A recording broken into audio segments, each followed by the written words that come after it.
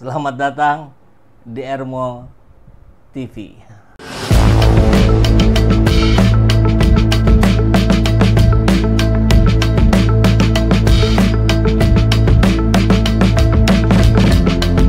Bersama saya, Saiful Zaman, kebaikan yang terorganisir akan selalu mengalahkan kejahatan.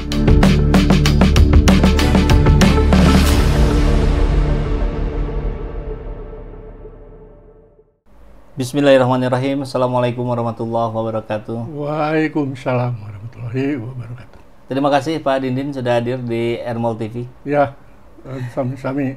Alhamdulillah pada hari ini saya yang didampingi oleh kuasa hukum akan memenuhi panggilan Polda Metro Jaya berkaitan dengan laporan dari Insinyur Joko Widodo. Yang pada awal panggilan saya memang tidak bisa hadir karena sebagaimana disampaikan tadi ada insiden, ada kecelakaan ya, tertabrak atau ditabrak ya, wallahu alam, tapi itu adalah peristiwa yang menyebabkan tidak bisa hadir dan sekarang juga sebetulnya belum sembuh total ya, masih agak bengkak dan dibalut ya untuk bisa melangkah sampai ke Polda Metro Jaya ini. Tapi dengan itikat baik lah dalam kaitan dengan kepatuhan hukum, membantu penegakan hukum, gitu kan, masyarakat yang memang punya peran serta untuk itu, maka insya Allah gitu kan, saya siap untuk bisa menyampaikan hal-hal yang diperlukan, ya sebatas kompetensi, kewenangan atau juga status ya, kalau disebut status saksi ya apa yang kita ketahui, apa kita dengar, gitu kan, kita lihat ya sebatas itu karena statusnya saksi. Saya mengucapkan terima kasih kepada tim kuasa hukum yang cukup banyak dan penuh dengan spirit juang ya untuk menegakkan kebenaran, kejujuran dan keadilan. Saya kira komitmennya itu. Tidak ada hal-hal yang lain yang saya apresiasi betul kepada tim kuasa hukum ini yang terdiri dari berbagai elemen gitu. Nah, kemudian bahwa intinya kalau lihat dari laporan itu adalah soal pencemaran, soal fitnah, dan termasuk di dalamnya soal Undang-Undang ITE 3235 tadi.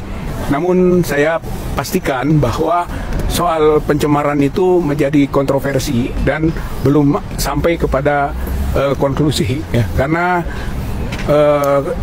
saya, teman-teman yang lain, termasuk Dr. Roy Suryo, Dr. Rismon, Dr. Tifa, Bu Kurni, atau yang lain-lainnya juga sebenarnya dalam proses pencarian terhadap kebenaran dari status ijazahnya Joko Widodo gitu. Jadi masih dalam proses pencarian, baik melalui proses pengadilan, perdata, termasuk juga pendampingan di pengadilan pidananya, sampai ke pengaduan ke Bareskrim, lalu sekarang juga dilaporkan di Polda Metro Jaya. Ini semua dalam proses pencarian tentang kebenaran dari status ijazahnya Jokowi asli atau palsu gitu. Jadi belum ada kesimpulan yang bisa dijadikan akhirnya pencemaran itu nama baik, fitnah, belum bisa itu. Tapi itulah nanti kita akan sampaikan hal-hal yang memang menjadi pengetahuan apa yang kita dengar, kita lihat sebagai seorang yang disebut sana sebagai saksi. Kalau kita lihat apa yang terjadi di pemeriksaan kemarin itu, ternyata kalau diukur, ditimbang-timbang antara yang di Bareskrim dan di Polda, kan di Bareskrim itu pelapornya bukan pelapor, Dumas ya, Dumas dari TPUA ya. Itu Desember 2024 ya. Dan sekarang sudah sedang proses pemanggilan. Nah, kemudian yang ini dilaporkan 1 hari, beberapa jam, ternyata katanya sudah termasuk BAP, sudah langsung masuk ke penyelidikan. Nah, itu ditanya juga oleh Pak Rizal ke penyelidik di sana, itu normal nggak? Normal katanya. Tapi bagaimana dalam pandangan Pak Dindin sebagai pengacara senior yang sudah... Ya. Saya ingin mengatakan kalau soal normal atau tidak normal itu relatif ya. Memang bisa saja pada pengaduan hari itu di BAP dan semua dibereskan ya. Kalau memang permasalahannya bisa dibereskan 1 hari ya bisa, ya kan? Bisa ada saja. Catatannya apa gitu? Enggak, maksudnya nggak ada catatan, tergantung juga kasusnya. Oke. Ya. Cuma masalahnya yang saya soroti sebetulnya konteksnya di Bareskrim itu kan lebih dulu pelaporannya. Jadi hitungannya itu bukan dalam konteks pelaksanaan penyelidikan atau penyidikannya, tapi pelaporannya lebih dulu, berapa bulan gitu. Mengapa ini terbengkalai sekian lama? Mengapa ini yang baru nongol sudah langsung beres? Ini kan menjadi pertanyaan masyarakat banyak ya. Itu karena dalam praktek juga memang yang lebih dulu dalam proses pokok masalahnya yaitu soal ijazah palsu dan itu sudah masuk dalam ranah pelaporan dari masyarakat yang dilakukan TPUA, itu yang mestinya dilakukan lebih dulu prosesnya. Itu dalam prakteknya seperti itu. Harusnya malah ini kesalib, tiba-tiba pendatang baru ini bisa muncul lebih dulu. Itu yang sebetulnya lebih harus jadi perhatian semua pihak ya, termasuk pihak kepolisian juga. Bukan soal itu wajar tidak wajar ya. Kalau soal pemeriksaannya selesai 1 hari semua beres ya, kebanyakan juga kalau perkara-perkara biasa lah bisa aja beres. Cuma yang ini satu ini menurut saya agak lumayan sebetulnya kasusnya itu ya.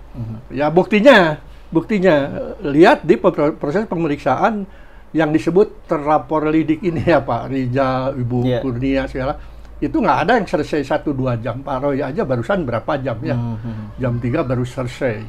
Nah, loh masa ini 1 hari bisa selesai semuanya gitu. Jadi orang jadinya berpikiran liar, ya berpikiran liar. Orang masyarakat melihat, apalagi orang yang sedikit paham hukum ya, ya apa ini sudah dipersiapkan semuanya gitu. Ya kan? Jadi ada dugaan-dugaan yang liar jadinya. Ini harus dihindari ya. Ya polisi itu harus penyidik ya harus sampai ke situ. Gitu loh. Kemudian tadi istilah yang barusan itu terlapor dalam lidik. Itu apakah juga lazim? Ya. Artinya tidak ada nama sebagai terlapor, nanti terlapornya muncul dalam proses ini. Kan? Ya. Aneh juga itu kalau ada narasi yang muncul yang dicocok-cocokin gitu. Dicocok-cocokin begini ya. Ini ada pelapor, ya dalam lidik ini kan juga ada pelapor ya. Ya si A si B yang diperkirakan dibidik disebut aja terlapor lidik, gitu kan? Tapi dalam praktek namanya ditulis tidak di terlapor itu tuh? Biasanya dalam penyelidikan belum, biasanya belum ya. Tapi dalam praktek biasanya justru saksi-saksi dulu, ya, yang mengarah kemana nanti, ya kan, kemana di dalam panggilan Pak Rija dan yang sebelumnya Ibu siapa Kurnia itu tidak dalam posisi sebagai saksi. Biasanya saksi pelapor, saksi-saksi dulu, siapa yang mengetahui diduga keras ada sebuah perbuatan pidana, pencemaran nama baik misalnya, fitnah apa itu, dan baru terakhir mengarah kepada yang disebut dalam tanda kutip terlapor lidik. Biasanya begitu. Ini mungkin lebih karena memang itu semua sudah siap gitu. Semua sudah siap kan, pada ketika pelaporan itu sudah semua siap, segala macamnya siap, langsung waktu itu tanda tangan beres. Jadi kepolisian ya barangkali ya sudah nggak usah nyari-nyari lagi, ya. Ini di depan mata nih yang memang harus dibidik, harus coba dicari sampai kemana. Coba lihat atau dengar kita pertanyaan atau jawabannya yang dari Pak Rijal itu sudah bukan lagi pertanyaan kepada saksi, ya kan? Kalau saya perhatikan semua itu kepada dalam tanda kutip terlapor lidik itu, mengarahnya. Mengarahnya. Ini balik lagi saya ingin memastikan, ini kan dalam konferensi pers kuasa hukum Jokowi disampaikan terlapornya itu ada 5. RS, ES, K, sama siapa satu lagi, ET, Tifa. Bahkan RF sendiri tidak muncul. Ada. Nah, kok sekarang jadi begitu gitu? Makanya ada istilah 5+1 dan sekian.